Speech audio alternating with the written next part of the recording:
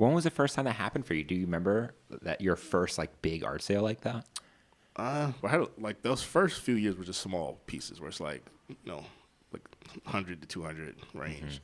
So it finally hit maybe, say 2015, 2016 is when I started really hitting that stride where it's like, I don't need to play this safe. Like if people want something, they're going to pay the price to get it. So that's when it really started hitting me. Like I have a talent that people are investing in.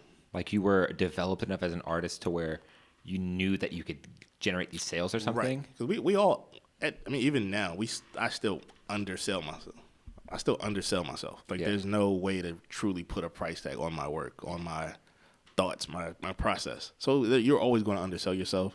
But I'm more confident now where it's like, yeah, I've been doing this for this long. I know what I had to go through to get this thought that I put on the canvas. So it's I don't know, in a way I kind of, people validated me and also validated myself. True. Yeah, but the validation just But the validation is just, it's great. Especially when I know what the traditional art space is. And it's just, a lot of pretentious people. It's like, oh, this piece was created in blah, blah, blah, blah. It's like, I created that in my kitchen. I saw you literally do it in your kitchen, in my kitchen island. Like, that's always been my thing. Like my kitchen is my studio. It's like, that's where you cook. That's where I cook up ideas. That's my thing. Yeah. So it's like, a lot of what I put into the work, it's cool to me that I'm being compared to or outselling these fine art galleries, or people were turning their back to this $1 million piece to look at what I have going on. That's gotta feel so good. So it's like, what? How does he justify that $1 million price tag if they're over here asking me questions, trying to figure out what was my process? Why did I choose the shape of Bart Simpson over this traditional canvas? Yeah, and let alone like the guy who did it in his like $5,000 a month rent like loft studio. Loft studio. Yeah. You're doing it in your kitchen. It's like it's not about all that other stuff. Right. None of that matters.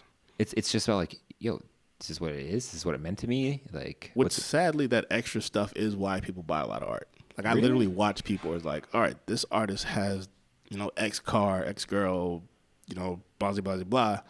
I should buy his art because, he has money. He's making art. It seems valuable. It kind of means it's valuable and I have money too. Whereas like, well, that guy's just straight talented, kind of everyday normal guy that's relatable to me. Bro, you know who you're literally reminding me of, who you're talking about? Alec Monopoly. Every time I tell this story, people know exactly who I'm talking about. Is that literally who you were talking about? That's exactly who I was talking about. Fuck, dude. There's been so many times, like I've been in the same galleries that represent him as well. And people will tell me like, people come question you. Like they have no clue who you are. Like they're tired of that. That piece is collecting dust. And I've already sold 8 of your pieces just because it's fresh. It speaks to the everyday man. Like what guy hasn't gone through something with his girlfriend or got his heart broken or something like that. But we're not all some rich, Playboy Monopoly guy. Like I can't relate to that. I don't get it. Was he rich before art, or was it art made him rich? Pretty sure he was rich before art and kind of just ran with it. Because I'm like, dude, it doesn't, like, what he does, like, it seems okay. And I'm not going to lie, I've been watching his vlogs on YouTube. He's actually pretty interesting. I think he'd probably be a really cool dude. I'd love to have him on the podcast. Right. But he's just kind of an anomaly to me where I'm like, he's so rich, he has so much money. Is it really from his art? I think if they didn't make him up into be this character, he'd probably be a great guy to just hang out with. He seems like a really cool dude. Right. But like you said, it's kind of like his friends are all these famous people. Right. Is his art valuable just because of who he associates with? It's a lot of that. But it's like the everyday man can't really relate to that. Like, exactly. I don't have a jet. Why do I need a painting of a jet? Right. Like, everyday working man, everyday problems. I don't need the Monopoly guy. But you got people who will, break the bank to buy that piece. Because they want that Alec Monopoly piece. Right. It's like a status thing. Right. Which I know people where me and him are both in their house. And they're like, I spend all that money, but people always ask me about your piece. It's like they know him. They know I spent X amount of dollars on it, but who is that guy? So it's like, why wouldn't you want that unique piece that no one else has?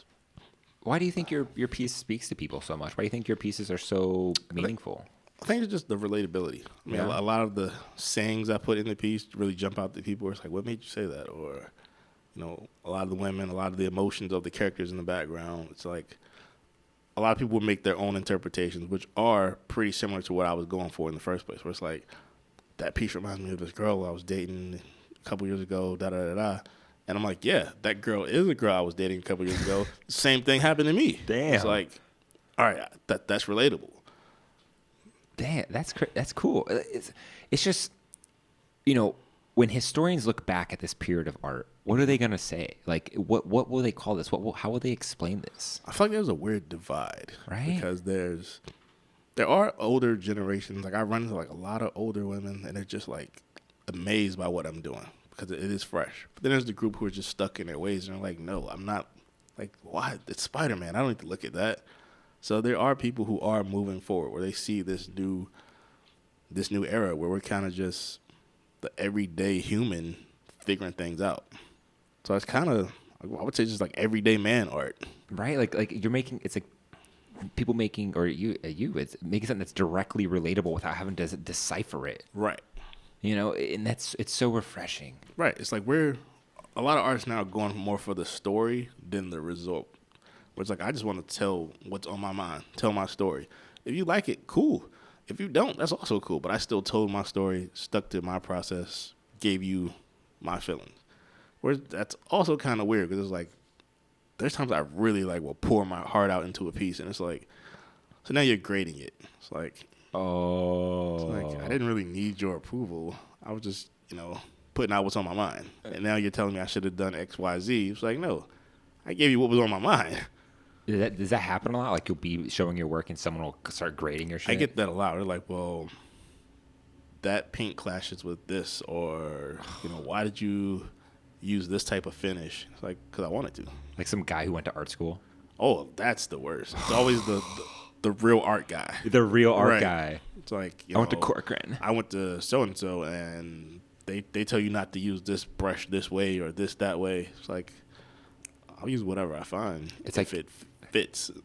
They put you in the box. Right. They said there's no rules, but yet they gave you all these rules. All these rules, which if you got out the box, you may be in my position and not the disgruntled artist still beating his head trying to figure out why everything he was taught isn't working. Yeah, trying to follow the old gallery business model. Right. If you're following a model that millions of people have done before you, you're basically just following behind those millions of people who already done it before you.